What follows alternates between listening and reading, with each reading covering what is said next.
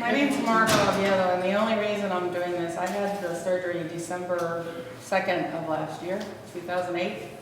And I didn't, when they sent an email asking me to do this, I thought, okay.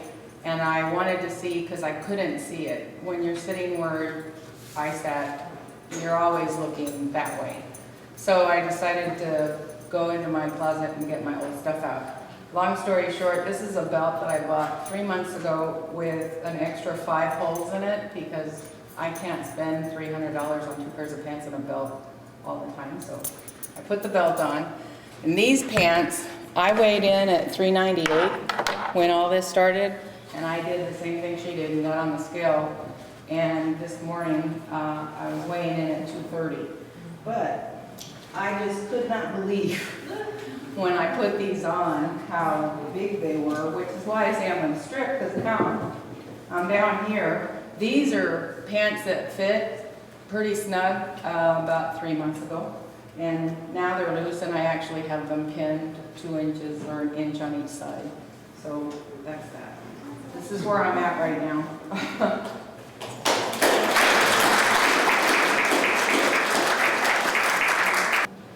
Okay, my name's Margo Oviedo. I had gastric bypass surgery December 2nd of 2008.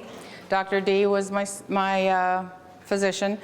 Dr. Seeger is the one that got me out of the hospital. They do work together.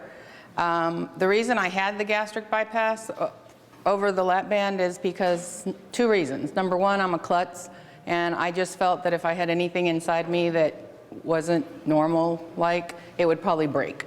Second reason is because I need my body to tell me, you've messed up. This is being filmed. You messed up. So unfortunately, I'm a chocoholic, and I like the sweets, and nowadays I don't. And it's because I have had the dumping syndrome. And if anybody out here is diabetic, it's like having one of those diabetic attacks. You start sweating, you start feeling really cruddy, you just don't feel good, and you end up sleeping all day long after you've had some sugar. So you should watch out for that. But like I said, I need my body to tell me, so when I did have the sugar stuff, it was like, I'll never do that again, because I wanted to puke. I was just horrible. I started at 398, like I said. I'm the patient that lost the 58 pounds before surgery. I can tell you, as far as the insurance is concerned, I work for the state, have worked for the state for forever. However, the first 9 years I worked with a division, TWC, Texas Workforce Commission, and that insurance was Blue Cross, and they did not cover the obesity. They didn't cover the stuff.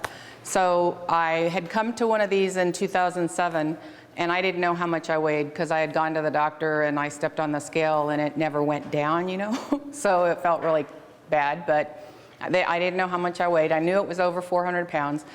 And then when I had to do that, they do this little eval thing on you. They check you out, make sure you're doing everything you're supposed to. And the insurance makes you go through, or my insurance made me go through that 6 months deal. I changed jobs, and now I work for the University of Texas Health Science Center. Blue Cross, but they have that, they cover obesity.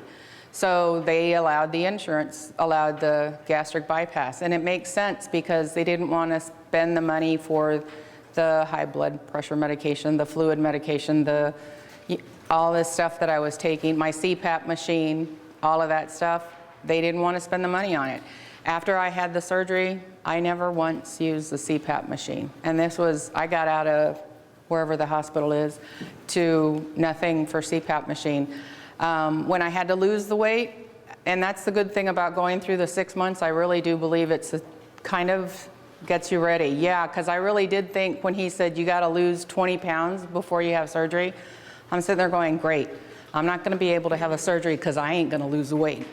That's just the way it is. But then when you go to the nutritionist and you talk to her and she tells you all these things to do, what was really amazing to me was that they sit there and they tell you, you know, I've been there, especially the young lady I talked to last, she turns around, she says, I know what you're going through, and she tells me her little stories about what to eat, how to eat. And then the next thing that was, for me, difficult is starting the exercising stuff, because at 398, I couldn't bend over.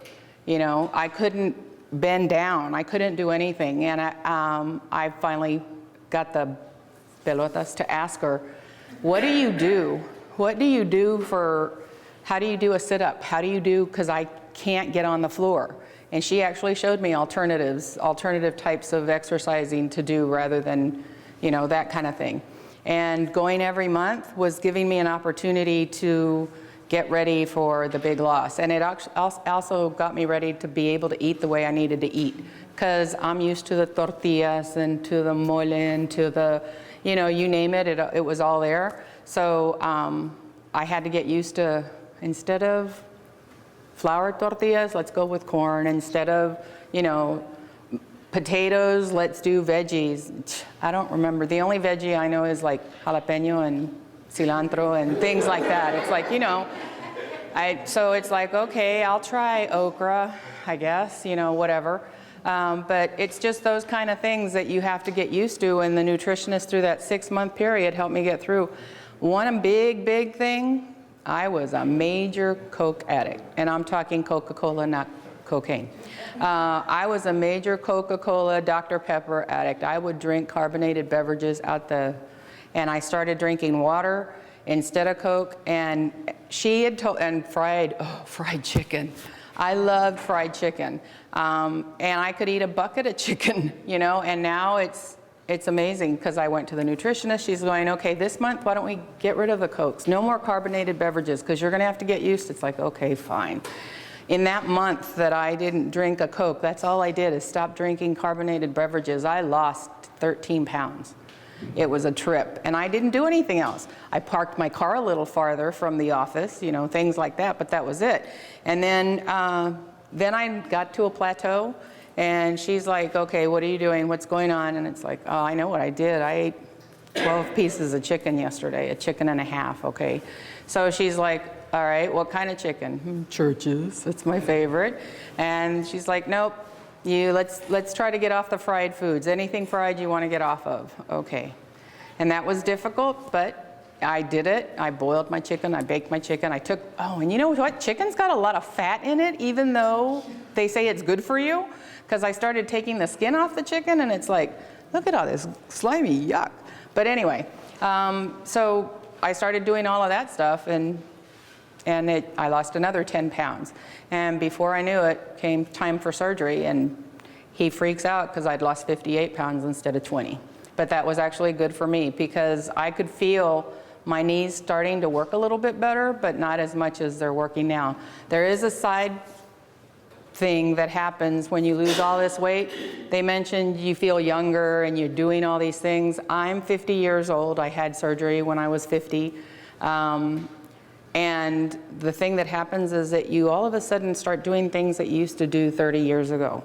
And you start playing volleyball, and you start playing, and you get bruised because you don't remember, you know, oh crap, oh, sorry, you know, because you're hitting the volleyball kind of thing or whatever. And so that's the only bad thing. The good thing is I'm hanging out with all these 20 and 30-year-olds, and they think that I'm their age, and that's pretty cool.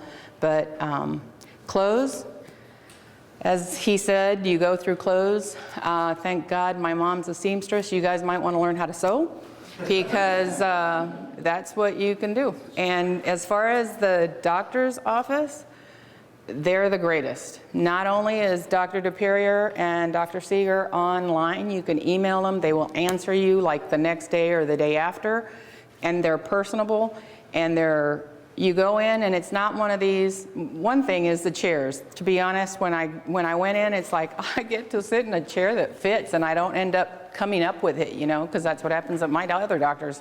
But the chairs were great, and they sit down and they actually talk to you and ask you, what's going on, how's it going, what are you doing, what do you need, and they spend time. That's the one thing that I really liked. And the second thing is they're both eye candy. They're good to look at, so, you know, it's nice when they have that, sorry. But But they're eye candy. It's nice to look at, and they're really very nice people. The whole staff is really, really nice. And they really care about what's going on with you. So, any questions, comments, concerns? Yes, ma'am. Do you still go through the loose skin after your surgery? I haven't done anything, and to be honest, it's like I can hide it with the clothes. If you put on pants and a couple of things, you have your shoes. I've gone down in size. These are like flip-flops on me when they were tighter than tight when I initially got them. Your underwear, you learn little things so that you can keep them longer. You pin your underwear to your pants, because 3 weeks ago I'm walking. I'm walking, and all of a sudden I'm sitting there, and I know, thank God for pants, because the waist of my underwear was by my knees, and I'm going, okay, excuse me, and going to the bathroom. So just make sure you pin them. And wearing, they're good things to know. And loss of hair, I just started that recently, but it's not so much. It's not that bad. I have a whole lot of hair, and if you cut... You can't tell you've lost any hair at all. I know. Well, it depends on how you cut it, and then, it's like I have a whole bunch anyway, so, but that's it.